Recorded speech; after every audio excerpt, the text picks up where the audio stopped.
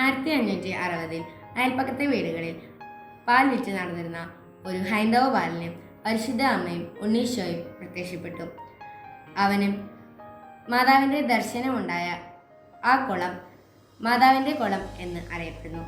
16-ാം നൂറ്റാണ്ടിൽ മുടന്തനായ ഒരു ബാലന് പരിശുദ്ധ അമ്മയും ഉണ്ണീശോയും പ്രത്യക്ഷപ്പെട്ടു. അവൻ്റെ മുടന്ത് മാറുകയും കാലുകൾ സുഖപ്പെടുകയും ചെയ്തു.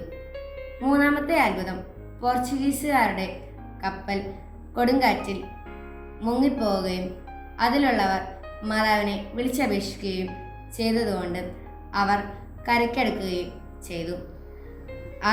ആദരസൂചകമായി വേളാങ്കണ്ണി മാതാവിൻ്റെ ഒരു പള്ളി അവിടെ നിർമ്മിക്കുകയും ചെയ്തു.